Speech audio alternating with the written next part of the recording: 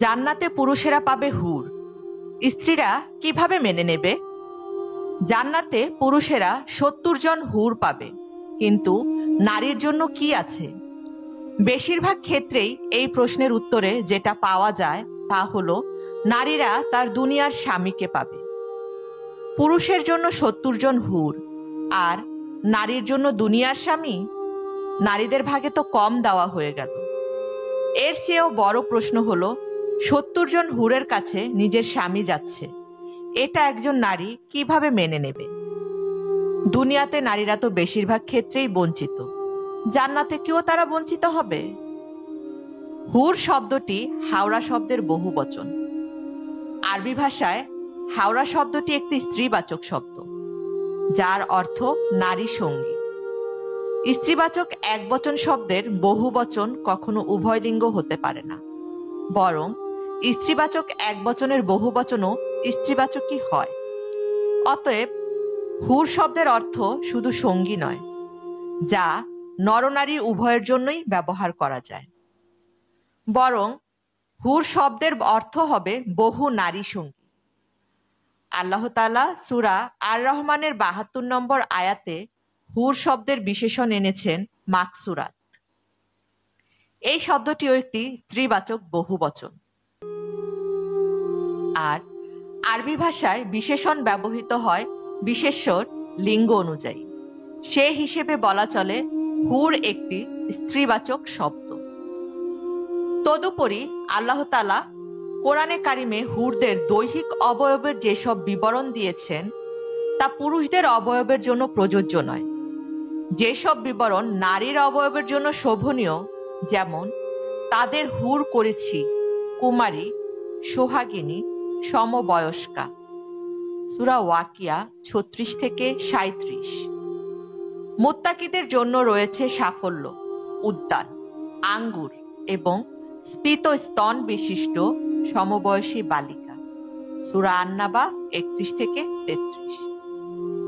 বর্ণিত আয়াতের আলোকে বলা যায়, পবিত্র কোরআনে জান্নাত লাভকারী মানুষদের পুরস্কারের বিবরণ দিতে যে আল্লাহ তাআলা যেসব হুরের কথা বলেছেন তারা হবে মানুষ সাদৃশ্য জান্নাতি নারী। সুস্থ, পরিচ্ছন্ন ও শালীন রুচিবোধ থেকে এ কথা আর বলার অপেক্ষা রাখে না যে যেহেতু হুররা জান্নাতি নারী হবে, তাই পুরস্কার স্বরূপ তাদের পাবে একমাত্র জান্নাত লাভকারী পুরুষরা।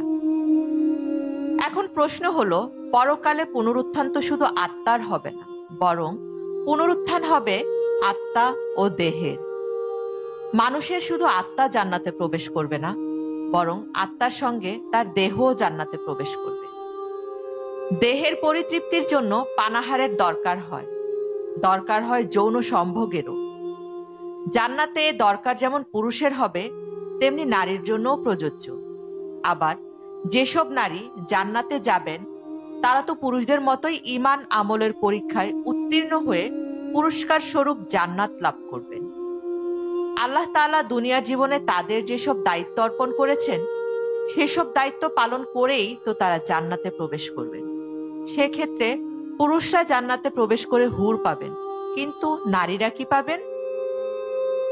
এ প্রশ্নের উত্তর স্পষ্ট ভাষায় কোরআন ও হাদিসে কোথাও উল্লেখ করা হয়নি।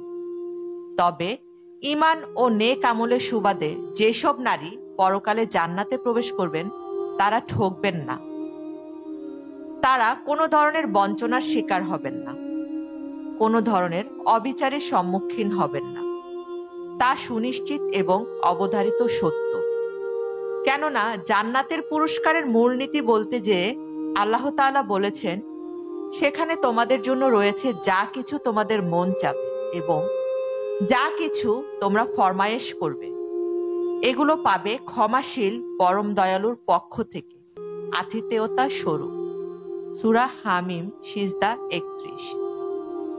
সেখানে রয়েছে যা কিছু মন চায় এবং যা কিছুতে নয়ন তৃপ্ত হয়, সেখানে তোমরা চিরস্থায়ী হবে, সূরা আয-যুখরুফ ৭১।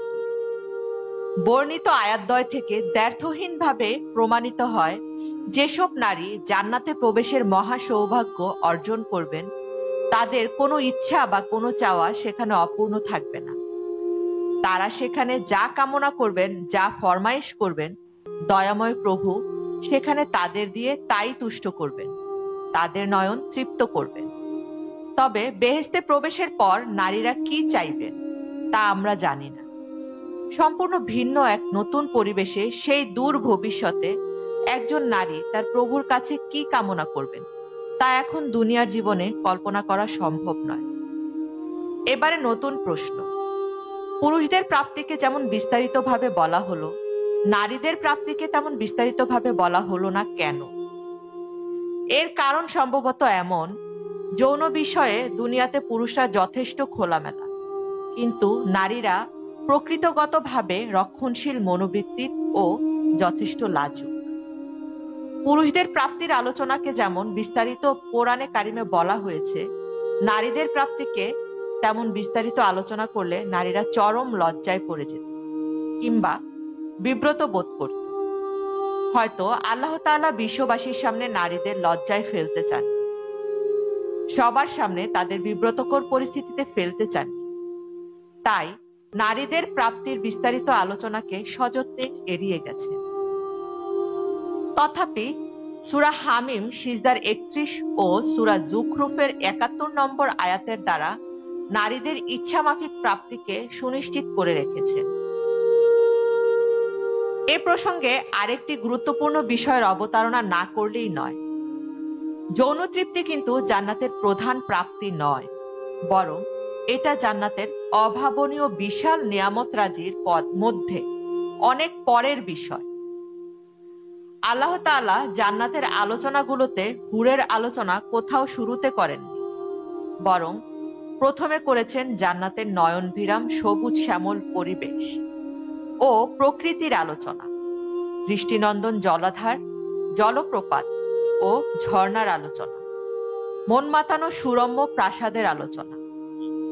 অতএব কোনো হুরের লোভে নয়, আবার কোনো হুর না পাওয়ার আশাহত হয়েও নয়, বরং আল্লাহর সন্তুষ্টি লাভের আশায় ঈমানের সঙ্গে সৎ কর্মে আত্মনিয়োগ করাই মানুষের কর্তব্য।